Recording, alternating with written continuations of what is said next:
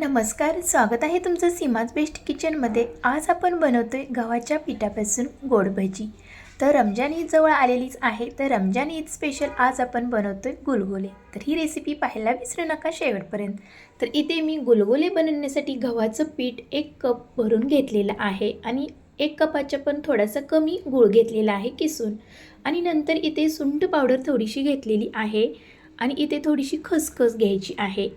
आणि नंतर इथे आपण जाडसर अशी भरडलेली बडीशेप पावडर घेतलेली आहे। जास्त बारीक घेऊ नका, थोडीशी भरडसर ठेवा। आणि इथे थोडासा बेकिंग सोडा घेतलेला आहे। तर आता आपण पहिल्यांदा गुळाचं पाणी करून घेणार आहोत। तर इथे डिशमध्ये मी गूळ घातलेला आहे, गूळ किसून घ्यावा। आता इथे आपण 1 कप पाणी घेतलेलं आहे त्याच गुळाच्या कपाने। तर पहिल्यांदा आपण इथे थोडंसं पाणी ठेवलेलं आहे आणि सर्व पाणी मी घातलेलं आहे। गूळ पूर्णपणे विरघळून घेतलेला आहे। आता आपण गुलगुल्याचं पीठ मळून घेणार आहोत। तर इथे मी बोल घेतलेला आहे काचेचा। तर यामध्ये आता आपण गव्हाचं पीठ घालूया। तर हे परफेक्ट प्रमाण आहे।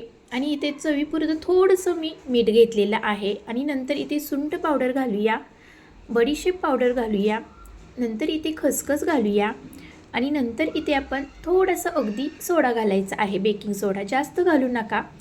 आता हे सर्व आपण मिक्स करून घेऊया। खूप सोपी रेसिपी आहे, सहज कोणीही बनवू शकेल। तर आणि पौष्टिक पण खायला आहे।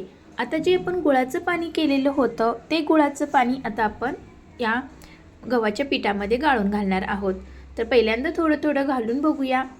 पण हे पीठ थोडंसं सैसर असते, कारण की भजी हे गुलगुल्याचं सॉफ्ट बनवण्यासाठी आपल्याला पातळसर थोडंसं ठेवावं लागते बॅटर। आता अजून थोडंसं इथे आपल्याला लागणार आहे गुळाचं पाणी। तर गुळाचं पाणी सर्व मी इथे घातलेलं आहे। जर तुम्हाला कमी पडत असेल तर थोडंसं तुम्ही इथे पाण्याचं प्रमाण वाढवू शकता।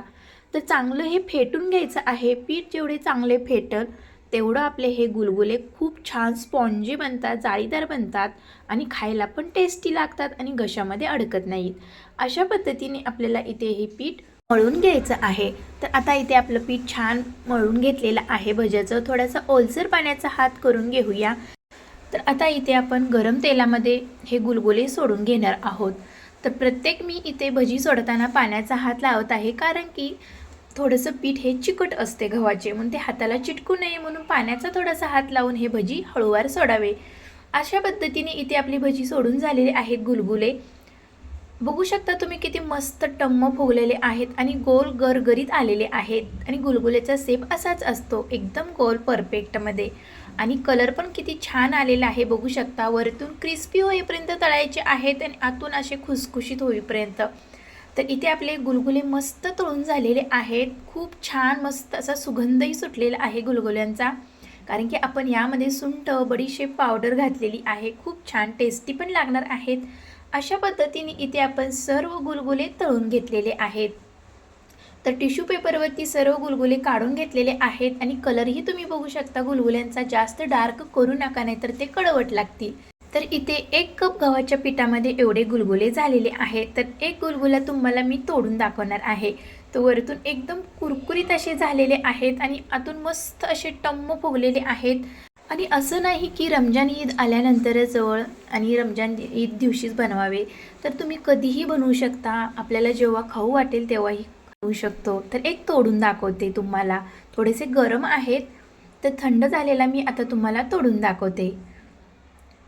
तर बघू शकता एकदम मस्त असे स्पॉन्जी झालेले आहेत, आतून एकदम खुसखुशीत झालेले आहेत आणि खायला तर अप्रतिम चव झालेली आहे। आणि रमजान ईद दिवशी हे मुस्लिम लोकांचा सण असतो, त्या दिवशी हे बनवले जातात, पण आपण कधीही बनवू शकतो जेव्हा आपले मन होईल तेव्हा। तर ही गुलगुलेची रेसिपी तुम्हाला कशी वाटली गव्हाच्या पिठापासून? खूप छान टेस्टी आणि हेल्दी रेसिपी आवडली असेल तर लाईक शेअर सबस्क्राईब करायला विसरू नका। भेटूया पुढच्या रेसिपीमध्ये, तोपर्यंत बाय बाय।